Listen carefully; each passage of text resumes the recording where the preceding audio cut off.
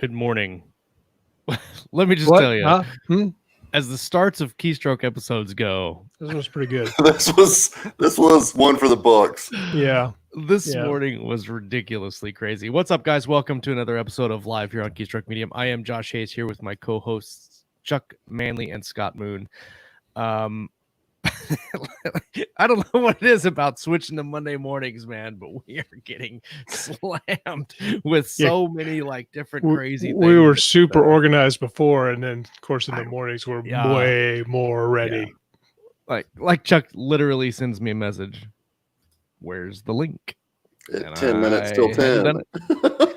That's how on top of it we are this morning. So if the show goes that direction, then you'll know absolutely why. We're talking about reader expectations and more on today's show. Lauren Moore was super interested in talking about a couple topics, and I invited her on, but she's got other stuff she's got to do. So she will listen and watch and comment. And speaking of comments, she got the Keystroke Medium first comment of the day, so she did. All clap of appreciation. Thank you, Lauren. Your bonus check is in the mail. We should stop talking about show expectations. Like, really. Start on time, have our shit together. I'm glad we're not on Yelp. Yeah.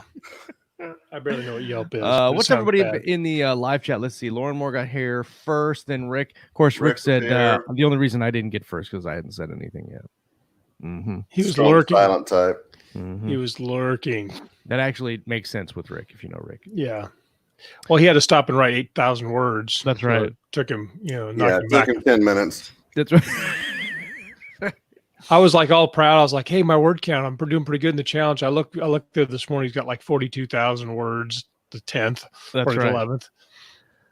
Let's see. Rick's here. Unity151 is here. Hello. Hello, Unity. William Tyler Davis is here. Nathan Peddle is here. Leo Vaquero is here on Facebook. Hello, Leo. How's everybody going today?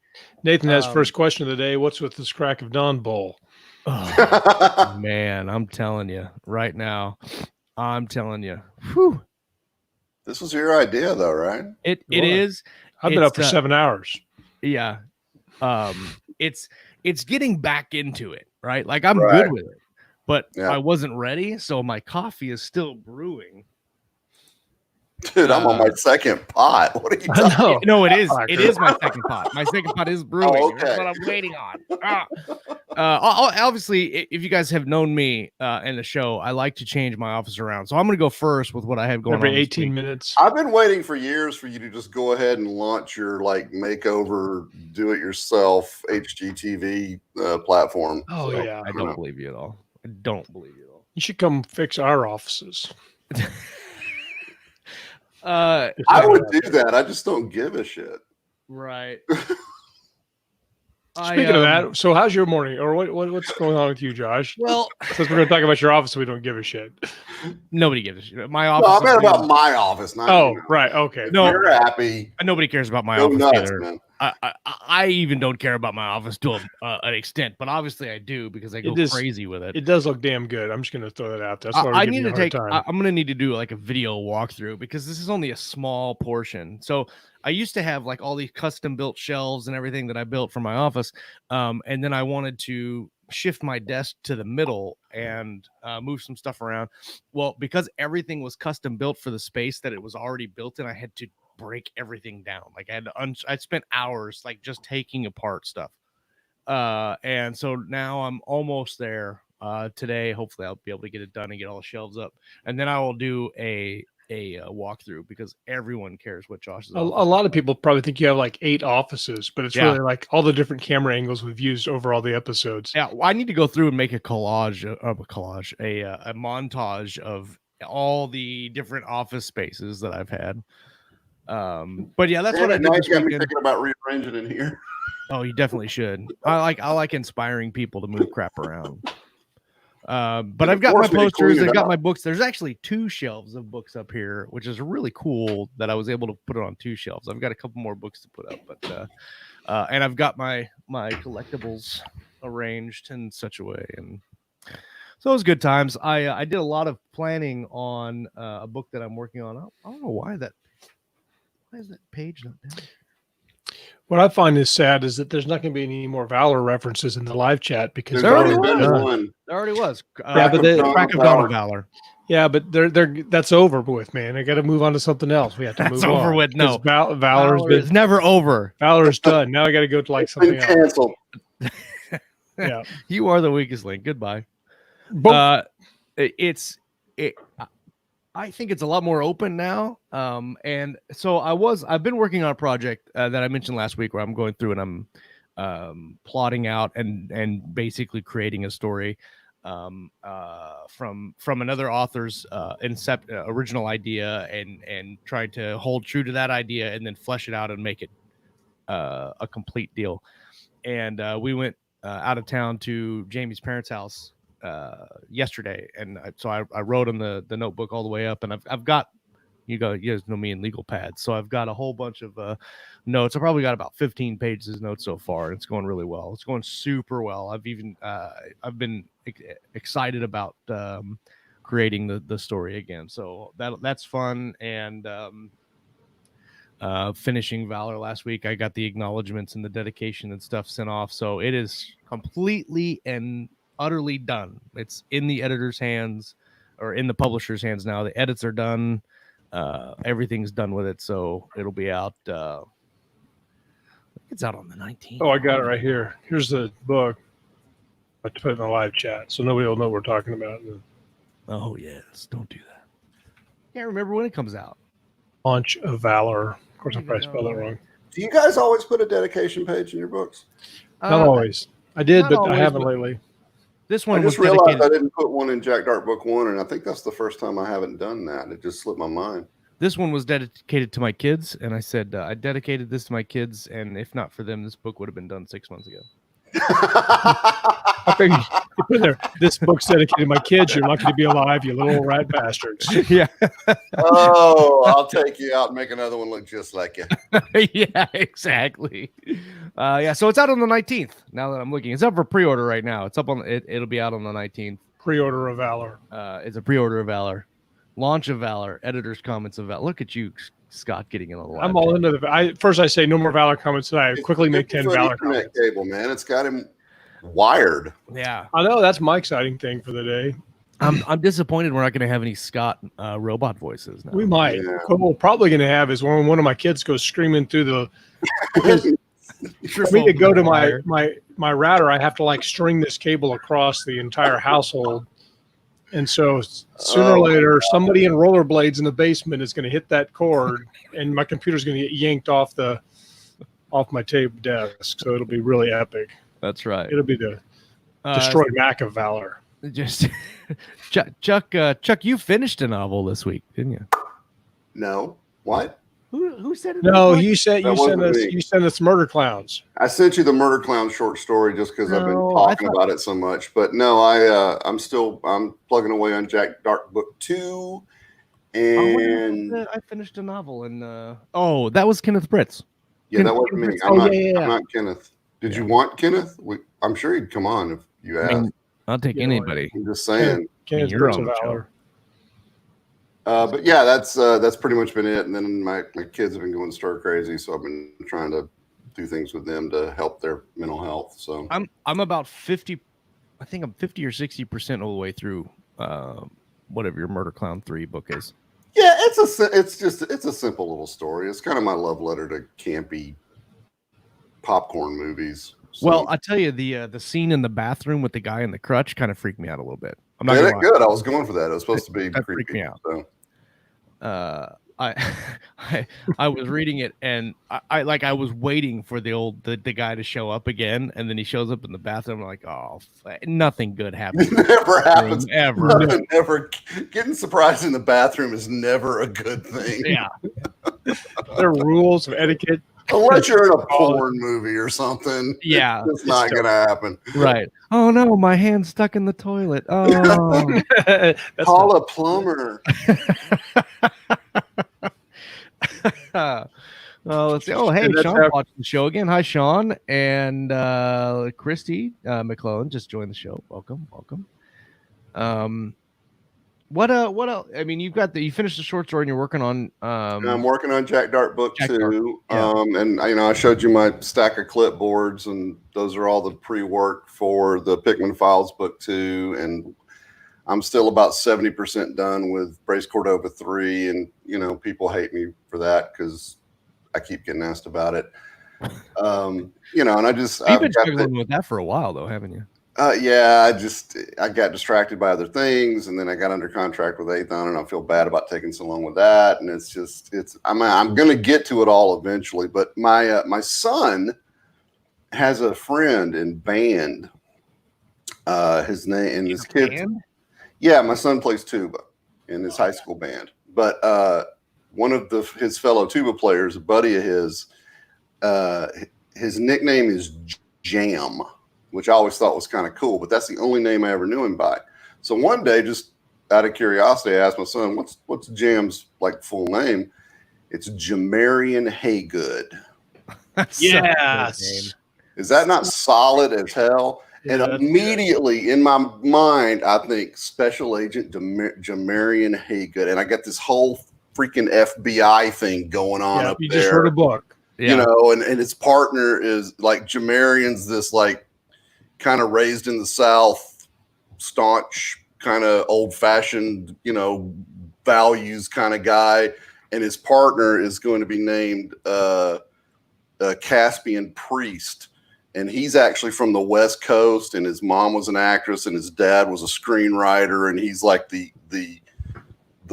new agey, liberally kind of mindset, and they get thrust together, and then it's like a buddy cop FBI book. So because you didn't need any more ideas, right? No, I don't need any ideas like that. I thought you were gonna slip Carter F. Hayes in there. You guys were I showed you guys were in Jack Dark 1.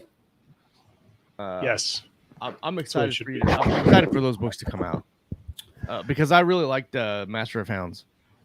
Yeah, the Jack Dark stuff's not quite as dark, oddly enough, because of his name. It's more of a mainstream Dresden-esque kind of contemporary or urban fantasy. My wife loved it. She's pissed I'm not done with the second one yet. So, and hopefully, and then last I heard, Steve was kind of reading it on and off between family responsibilities. So hopefully he'll like it too, since it's Aethon. Since he's gonna publish, he's kind of he's who I wrote it for. Yeah, he's the boss. Since you have this legally binding contract. Yeah, Jack Rick says Jack not quite so dark. Jack not quite so dark. Right. I like Devin Ford earlier. He said porno of valor. There you go. Sean says, "Did you change your office again?" Yeah. Yes. I changed my office again. Yeah. So I should probably find a setup and just keep it. No. What about you, Scott? What have you been up to this week? I decided to just be me, and then if I want to change my office, damn it, I'm going to change it. But I didn't. I didn't change it. I just because you didn't want to. Yeah, I didn't change that. No. I've been in good. Kind of a long week, and got a bunch of stuff. I'm launching a book here in a couple of weeks, and I forgot how much fun that was when you're doing it yourself after doing all the collaborations. But it's pretty exciting things. If I can just get the stuff back from my editor so I can get that pre-order uploaded, that'll make me much less stressed. I'm probably going to get a new book cover. I got a bunch of promos. Got people going to push it on the newsletter. Very excited. So that's good stuff. And this is the first Invasion story, right? Yeah, this is Invasion Day, and I'm working on book 2, Resistance Day, and I'm about 37,000 words into that, and I actually like it a lot better. It's really, really flowing. Just finding the time to do all the things, Yeah. I got some new characters. I did that thing yesterday where I'm writing along and I decided I needed a review from the beginning like I do because I'd kind of got knocked off my word count. And so I'm going through the book page by page, and I get to this scene where my least favorite protagonist, because it's from 3 points of view, is a computer designer guy. And he just hasn't really taken off like I wanted him to. He has some interesting things and some cool characters around him. But then I decided that, so basically his wife and kids have been taken on the alien starship, and they're using that as leverage to get him to do some things. Well, he's on the phone and he's trying not to tell who he was. So he tells this alien who don't understand human relationships that he was basically trying to cheat on his wife, which he isn't, because he's just literally not like that. Well, of course, so they send him a call girl, and then I decided this morning that she was actually a cyborg alien. And then I just added that into the already existing plot, which you know how much fun that is. And you take a brand new character and throw that into this. So what's fun is when it kind of just happens. Mm-hmm. You know, there's like you make that decision on some sort of subconscious level, and it just sort of shows up, and you went, "Oh, all right, why not?" You know, that's it was the fun part to me. It was a total blast, but then you start realizing the cascading changes this makes to the book. Yeah. Maybe I should have, I don't know. I like it. I thought it really gave it some new energy. You know, every now and then I don't always like to do this, but sometimes you put a character that absolutely doesn't belong in that scene.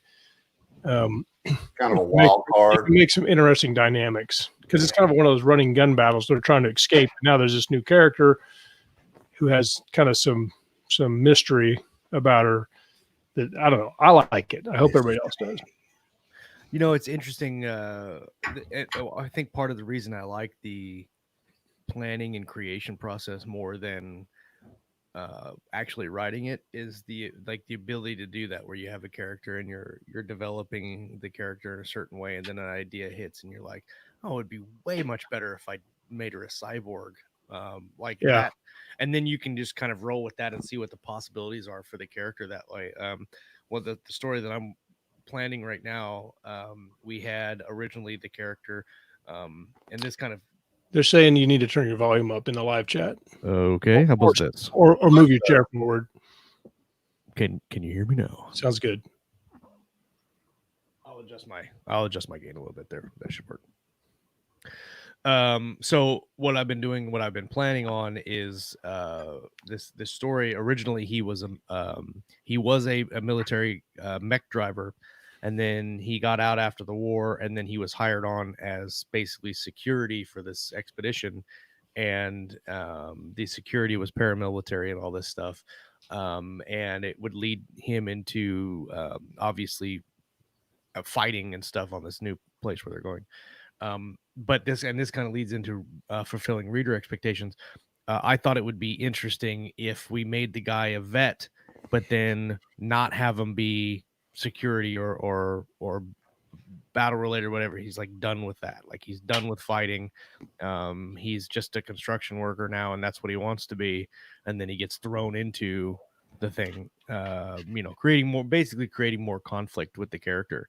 And like in a book like this, where we're playing around with some PTSD, we're reluctance to go into combat and to do that stuff. Then when it actually happens, like making that the tipping point, something that the readers are like, yes, finally he's latched onto it.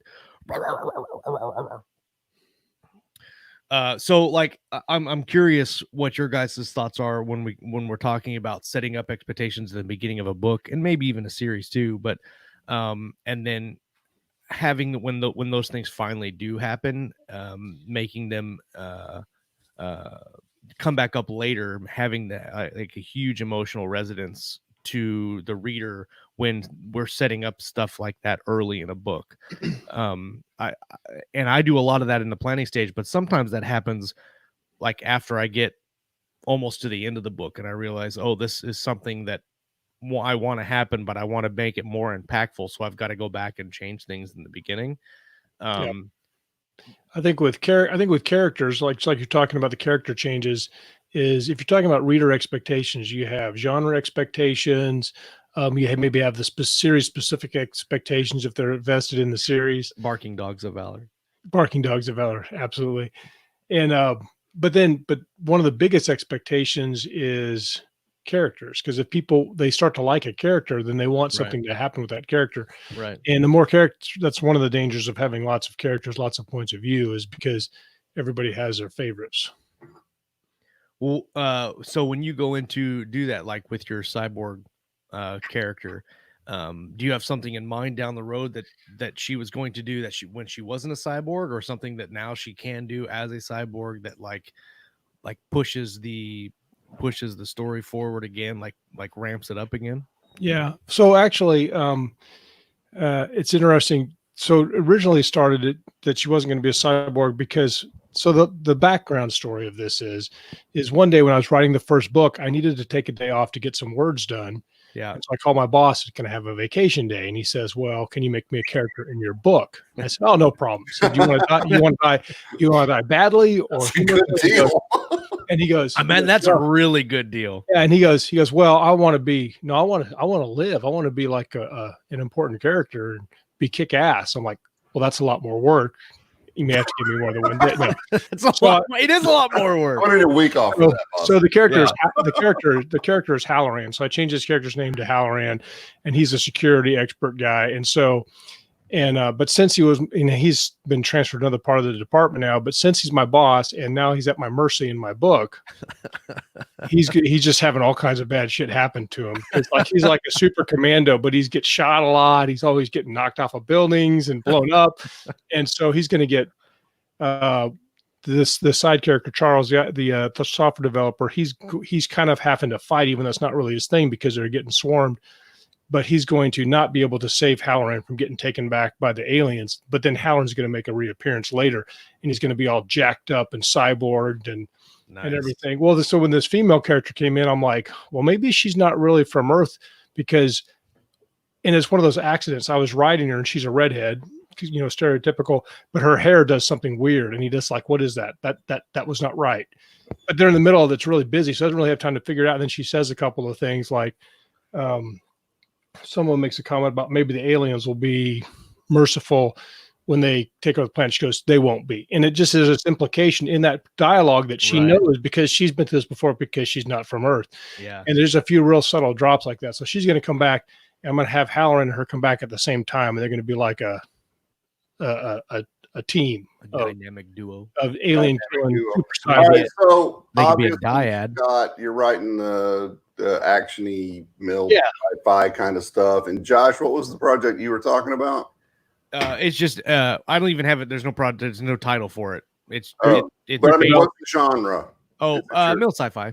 Mill sci-fi. Okay, so here's more like space opera with military, but yeah, but science fiction, just big scope science fiction. So what do you guys, before you start writing, do you think about what readers are going to expect from those books? Like genre specific, what do you think readers are looking for in that type of book? So in mine specifically, it's going to be a mech story. It's not strictly mill sci-fi because the people are not in the military. They were vets. There are some military members, but I think it's going to be more of an action sci-fi space opera type with military characters. But it's a mech story, so readers are going to want like mech battles, right? And cool mech things. And one of the things that we're talking about, and eventually I won't be so vague, but I like having super secret projects. Super secret projects is how I do. Okay, this is what I do. Just let me have it. Always been a huge part of KSM is super secret projects. That's right. That's right. So what we're doing is we're kind of taking like a level up approach to the action and the fighting and the mechs. So that when they get there, they're not getting there with combat mechs. They're getting there with construction mechs. There are combat mechs there that have been there for a long time, and that's part of the story. But they're not going there as a fighting force because from what they know, the colony that's there has already been set up. Rick asks, who is we? Wrong again. We is vague, but eventually it won't be vague. And so I'm going to basically level up the mechs that they have. They're an old. We might have a little bit of delay. So they're older mechs, and they basically retrofit them with some rudimentary weapons, and they'll have some fights with these older mechs. then they'll be able to like upgrade their mechs later and have like bigger fights. But I think one of the coolest things when I think of mech battles is like a mech jumping off like a big mountain or a big building and landing in the ground and like creating a crater, and like there's these like high impact, almost like a Transformer-esque type fighting. But you can also have like really cool tactical fighting too, where like you have a mech jumping off a hill and rockets like launching off his back. And I want like really agile mechs, and not just this lumbering kind of mass that just but we can like build up to that. So like the construction mechs are kind of like that, but as we upgrade them and kind of maybe find some different things that are going on, we can get them booster packs or whatever. And I think that kind of stuff is cool. Like that's the stuff that I would geek out about. Like that's the stuff that I liked about the original Transformers movie. Was that they were agile, that they could go around and have these. So as far as reader expectations go, then basically you're kind of defining the expectations as you write them of what, and then I guess you get into the right people, then your expectations are already kind of wrapped into it. Yeah, exactly. Well, so what I'm hearing though is that for the kind of book you're writing, you think that the readers are going to expect a focus on the action, on the technology, in that the way the mechs work and the things they can do and that sort of thing, and not so much on the pilots and their character development and things like that. I mean, granted, you want some of that just to make it a well-rounded story, but reader expectations for the kind of book you're writing is going to be mostly on the action and the cool transformery stuff. I think it is, but I also think like so we're gonna have a small cast of characters. We're gonna have right now as it stands, we're gonna have dual POVs, and one POV is doing something over here, and one POV is doing something over here. And we've got some cool dynamics for the main character, kind of dealing with some PTSD. He's got a fake arm. He's got a prosthetic cybernetic arm, and we're gonna build on that through the series, and then also through this first book, we're gonna provide a kind of a dual climax where we figure out why he lost his arm and why he has PTSD. Kind of like in Hot Tub Time Machine. I've never seen. You've never seen Hot Tub Time Machine? No, I've never seen that. But oh my god! Now I got to go watch it. But now, well, because there's this character and he has one arm. Well, when they go back, he's always doing stuff like he's juggling chainsaws, and you're like, that's going to be where he loses his arm, but then it doesn't. Right. And then like he gets his arm stuck in an elevator, and you're like, okay, that's when he loses his arm. But anyway. Sorry. I guess so. It's like running. Now I got to go see that or find that. All right. So, all right. Yes, I think people, when they read about mechs, they want that mech thing. They want they like the cool tech. They like the fighting mechs. They like the different aspects of that. And then we're also going to add on top of that. So, go ahead, man. I said to answer your question kind of is do I plan out the expectations in the beginning as I go, and kind of in a very, very general sense, but mostly what I do is and I've had editors and, and beta teams and stuff, they'll say, this character is too nasty or you started this, but you never finished it or something like that. But basically what I'll do is I'm kind of conscious, like with this character with a cyborg, not call girl person, I'll be writing like, well, this is obviously a character that really sticks out, and something's going to have to happen. Will the resolution be like in 2 chapters or later in another book? I don't know. But so like if I bring something up, like if I bring mechs into a story, then I got to have more mechs. It's just the Chekhov's gun thing, right? Yeah. So it's other than like I start with an overall expectation, and then as like with the Reaper series, I would get feedback from readers, and I'd be like, and that can go wrong depending on how you handle it. But like they'll be like saying they want more of this character, they think this should happen, or there should be this romantic interest, which is always very dangerous. Yeah. But then I will kind of have it aware as I'm writing and inform the writing, but I don't usually go out and plot it out in advance, if that makes any sense. Yeah. So you said something there that about setting up reader expectations, and from my perspective, reader expectation is something coming from the reader. Oh yeah. Like it happens before they ever pick the book up off the shelf or off a Kindle or what the hell ever. Do you think that that is something that you can affect? Because like when you talk about, you're setting up a romance plot, you're setting up a cyborg thing, all this, to me, what you're setting up there are plot points and tropes. Reader expectation, I think, is something that we have no control over. I think that's going to be determined by the genre you're writing in and your previous work, because if they've read you before, then they'll expect your voice, your sense of humor, whatever. I just wonder, do you guys think reader expectation is something you can actually set up? I think that when we look at it that way, I'm talking more like story expectation than reader specifically. Yeah. Like it's more about, it depends on where I'm at in the creative process. Initially, it's more about what makes this story work, and then serving it to readers who might enjoy that type of thing. So right. But so story expectations and reader expectations might be different, because if you put certain things in a story, the story needs it. Right. If you have a military sci-fi, there better be a battle in there someplace, and that's regardless of. Yeah, I mean, and that's a trope of that genre. That's one of the things you got to have in there. Like if you're writing a mystery, then the body better drop in the first couple of chapters. Yeah, it's one of those things. You're writing romance, you got to have the happily ever after. So I've got a thought, but first I want to say, bring it on. Welcome, Big Ben, to the live show again. It's been a long time since I've seen you in the live It's just chat. fun to say Big Ben. Big Ben. Big Ben. Welcome. It's good to see you back.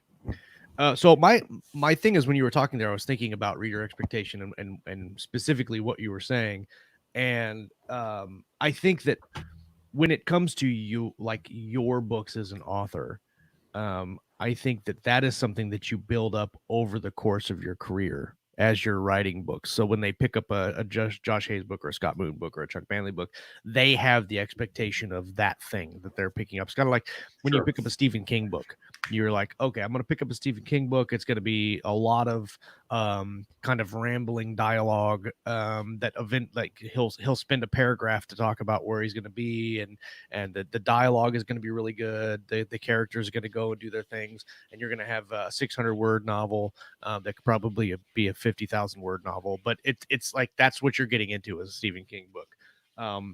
And I think when they come to you, I don't know that they're going to have like any, especially for beginning authors like me and everybody else here, when they pick up a Josh Hayes book, they might not have this expectation of this is what I want, or this is what I think I'm going to get from this book. I think that's developed over the course. But don't you think genre overlaps with that, though? I mean, if they pick up a mill sci-fi book or a mystery book or a fantasy book, aren't there certain expectations they have for that genre that they're trying to read? I think that depends, because I'll pick up a book, let's just say based on genre and cover, and I'll look at the book and I'll say, I think this is what the book's going to be about. But then it's not, and I'm not necessarily disappointed that it's not. For instance, The Expanse, the first Expanse book, Leviathan Wakes. I did not think that Leviathan Wakes was going to go the way it went. That's a good example. It does not make the book bad, and it didn't really let me down in any expectation wise. The only thing I didn't like about that book, and I've said this before, was the vomit zombies thing. I thought that I hated that he used that description, but it is what it is. But other than that, I didn't see the book going in the direction that it did when I picked it up.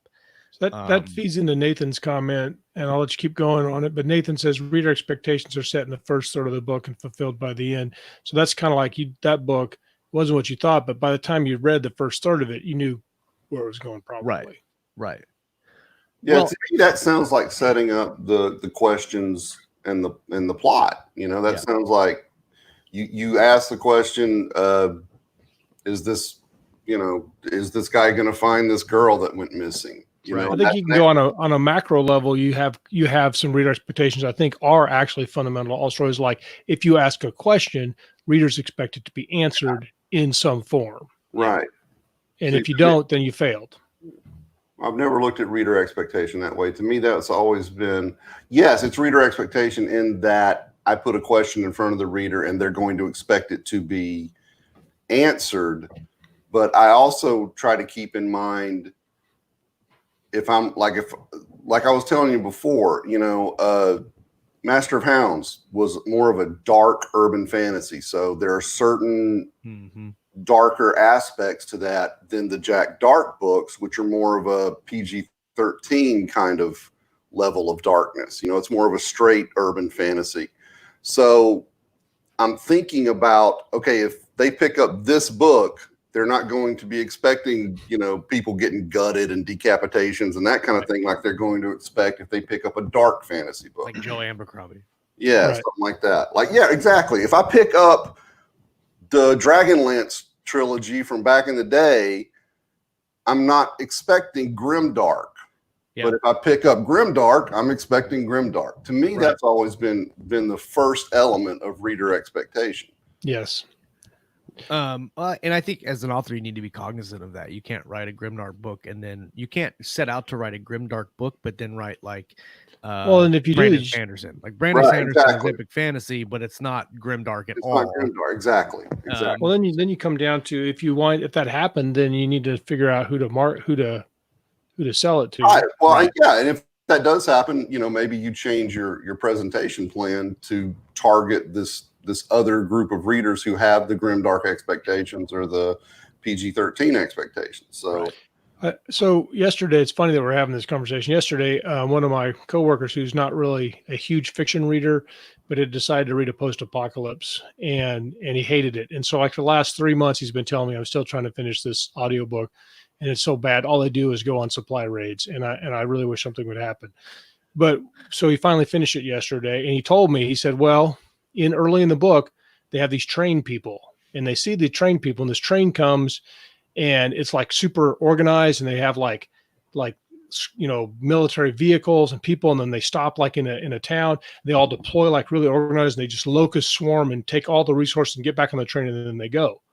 That's really kind of a huge detail, and he kept expecting some sort of conflict, but they never do. They just see him every now and then, and he said it was very disappointing. So you set up an expectation of there's going to be a really cool event that happens with that train, and then there's not. That's kind of like if you show a whole bunch of mechs attacking in your book, and then there's never any mechs in the book. Yeah, they're all just parked in neat little rows. Well, it's interesting because this project that I'm working on now, that was one of the things that I saw is that I got when you did your story doctor. When I did the story doctoring, I read through, and he had about 40,000 words done when I started reading it, and I got about halfway through, and we still hadn't done anything with mechs yet. And so, my thought is, if we're setting up a mech book, we really want to get deep into the mech. Like, we want to make sure that people know that they're reading a mech book, and then make that one of the central points of the story. So, if you set out to write a grimdark, you're gonna have to understand what you need to put in grimdark for that expectation of it. But I think just on if you pick up a book having an expectation, this is why sometimes I don't like expectations, because even Fa Bed, she had she says the frustrating review that goes, they didn't write the story I wanted them to write. Yeah, like sometimes you get readers that they see the original concept of your book, and they're like, oh, I like that book, and they read it, but then they're like, that's not exactly how I would write it, and so they don't like it because it's not how they would write it. But the problem is, it's not for them. That sometimes comes from having a lot of writers in your fan base. Yeah, because they can beat you up. And but I mean, reviews are a whole other topic, because there's always going to be somebody just wanting to crap on what you do. I had one time, it was on Master of Hounds, and they wrote something along the lines of, I expected this to be an entertaining urban fantasy, but instead it devolved into an bad 80s action movie or something like that. 80s horror movie. What's wrong with 80s action movies? Thanks. That's what I was going for. Actually what I was trying for. Mission achieved. I tell you, I've said this before on the show, but I did not set out to write Strikers War to make people cry, but like almost every review I get, they're like, "Damn you!" At the end, I was cutting onions, and I got like a really long review the other day. It was like 9 paragraphs long, and on Strikers War, and he said, "I'm not a crier." But I'm telling you right now, I read the end of the book and I cried. And so like that was not something that I expected. Anytime you can kick them in the fields, you're doing your job. Oh, dude. Like sometimes you go ahead. The first person that told me they cried during the book, I was like, that's cool. But then like now it's like not everybody, but a lot. The majority of people are like, I get to the end and I'm like, and I'm like, yes. And now I'm like, now in my head, I'm like, I want to make them cry again. Like, how can I make the reader cry? Just cry. I was tearing up and mowing the yard when I finished that audiobook. I thought they're mowing the yard. Hey, God. It was great. Not just making them cry, though. I mean, you know, if you make them laugh with the jokes, if their heart races a little in the actions, all that emotion. I mean, all of that stuff that's what you're going for, to get that feeling into them with your words. You know, that's the ultimate goal, I think, of any fiction writer. Well, and now going forward, like knowing, like at some point I want to trigger an emotional response like that again, like going back and study what I did to build up to that emotional response, because it wasn't just like they picked up the book and scrolled to the end and then read the end and it made them cry. Like there were things that happened in the book that I built that up so that when you got to the end of the book and it's crazy because it's not even when it happens, but it's the aftermath of what happens that makes. So it's the grief. It's not even that the thing happened. It's the grief afterward. Right. And that's what I really built up on. And like, that is interesting to me that you can set up those, not really an expectation, but you can set up that dramatic gut punch of something. And like, that's what I've been thinking a lot about on even different things, like even humor, like you mentioned. Like if we set up like an inside joke between two characters, like you can play that up, right? And the first time it happens, the reader is just like, okay, that cool thing happened. But if you do it right, you can come back later and like hit them again with it, and it's that much more clever because they're like, aha. Like it's like that going, it's like Coyotes and on the show, like we always mention Coyotes because we Coyotes in the Books of Valor, Titles of Valor. Yeah. Coyotes of Valor. When I did Dark Laning, I had that for a while where almost everybody knew I met, they would always use the term muchly. Yes. Because Matt Jotham would say muchly because he was nailing and he didn't have a great grasp of English still say language. muchly. Yeah, I still do too, but yeah, so got that in the lexicon. And the AIs in the Reaper stuff, people will still do some of those little jokes because they just kind of got their hooks in someplace. I like Devin C. Ford's best 1-star review ever. This book is a work of fiction. What is it? Where I don't see it. It's on the screen now, but that's pretty good. This 1-star review, it says this book is a work of fiction. Someone wrote this. It is a book. Yeah, I expected it to all be real. That'd get a downvote from me. Yeah. I always vote down fiction because I didn't learn anything from it. Oh man. I'm kidding. I've seen reviews like that where people like the science behind your path through life is bogus. I'm like, well, yeah, it would be. Space Marines on the cover and get mad because it wasn't a technical manual or a educational piece of nonfiction. That can go either way too. I think one of the things that I look at now when I'm planning books, and this is why I like planning books, and I'm sure some people can do it as they like just writing from the seat of their pants, but I like seeing, like having in mind, like this would be really cool to do at the end, and then thinking about how to build that up. Like instead of just getting to that end part, which is how I used to write.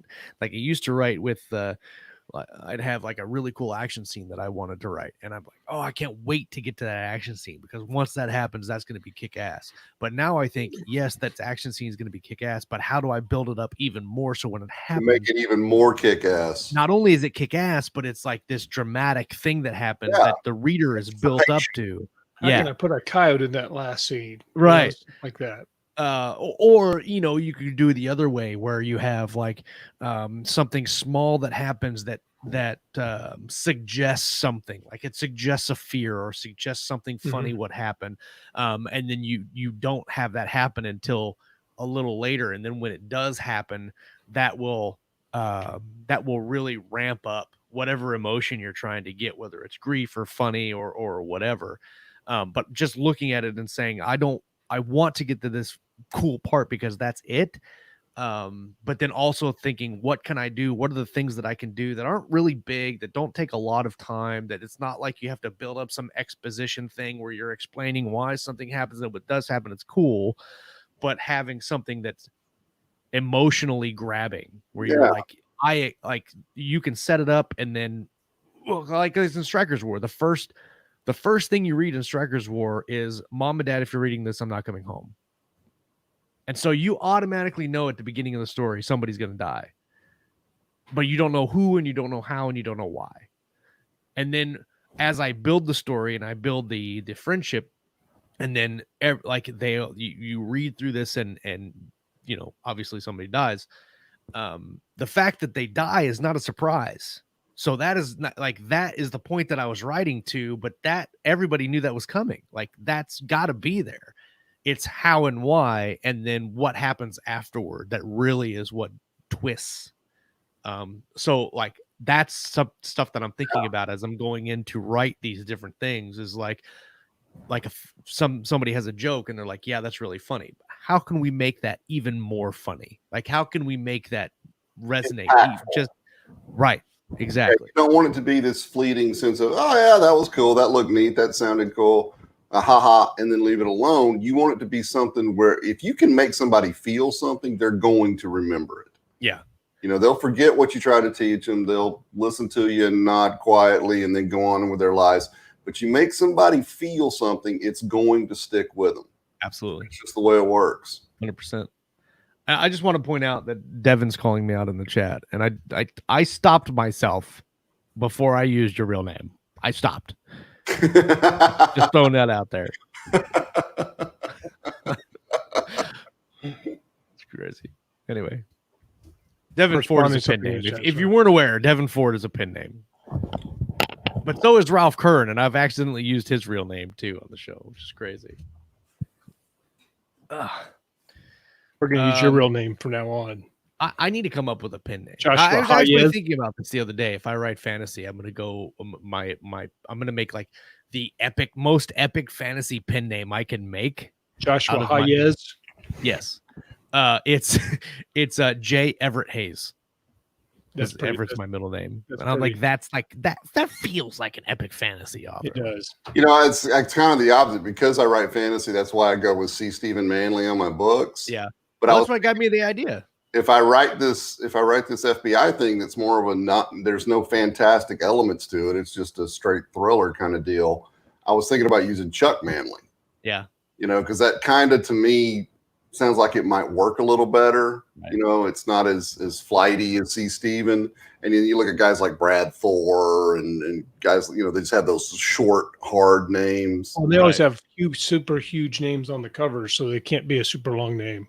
Yeah, well, a lot of times though on the cover, it's just author recognition. C.S. Manley has a really good ring to it. I was thinking about that one too. But like Baldacci, you and I have been hating on Baldacci for weeks now, Scott. Yeah, no. Let's talk about characters and their emotional responses are inappropriately timed and unrealistic. Books that big, and I tell you 100%, the only two reasons he sells is because he does plot good, and it's name recognition.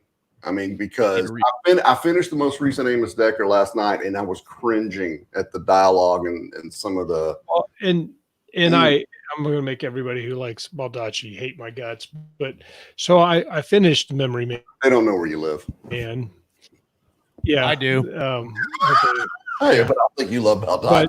But so I kept I kept waiting for the plotting because he has a reputation for doing the plotting, but I thought the plot was a complete letdown because basically what happened, spoiler alert in advance, is eventually you can't spoil it before. You have to spoil it after. Oh, I know. I unspoiled the spoil. That's the weakest book in the series. Yeah, it is the weakest, and that's sometimes it goes the other way. Like John Grisham's first book is the best book in the series. All the other ones after that aren't as good as the first. But anyway, I digress.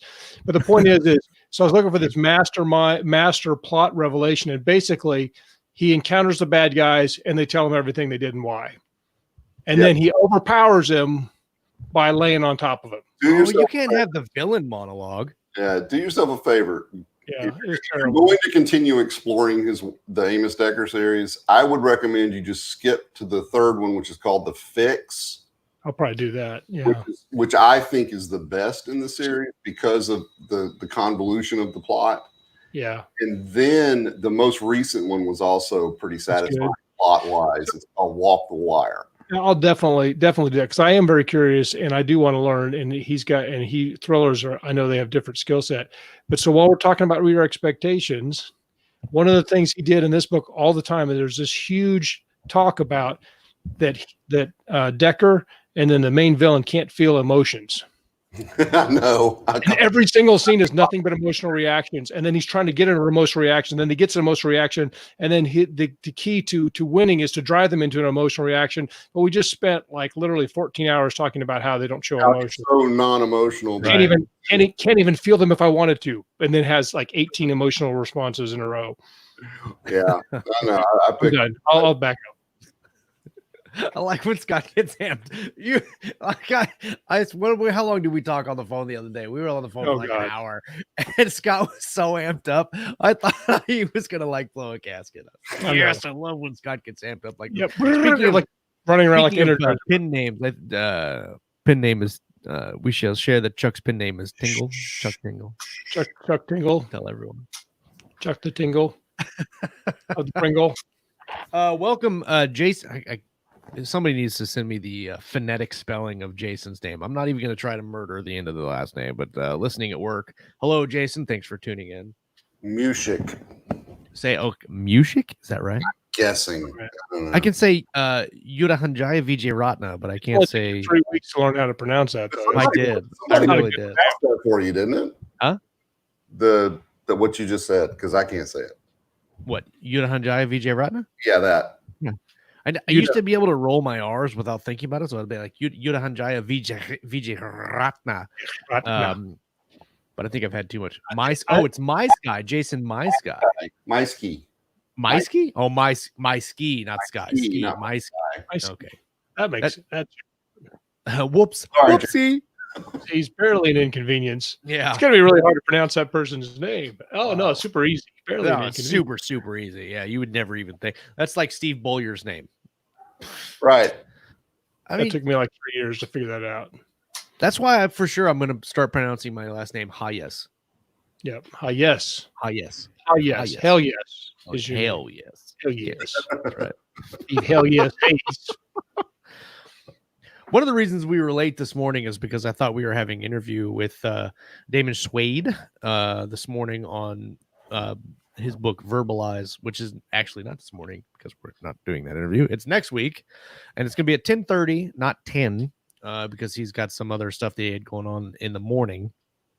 So next week we'll be talking to Damon Suede and his book Verbalize. I picked it up this morning. I'll be reading it over the week. Looks interesting. One of our longtime listeners, Dean Floyd, picked up the book and has read it and said that it really changed the way that he worked on his prose and how he wrote his stories. So I'm curious to have that conversation because I'm really intrigued by that kind of thing, especially if it makes you change how you're writing your prose, because that's kind of a big thing. From what I saw of the book, it looked very interesting. There's a lot of exercises and things in it. So yeah, it looked like there was quite a bit of coaching to it.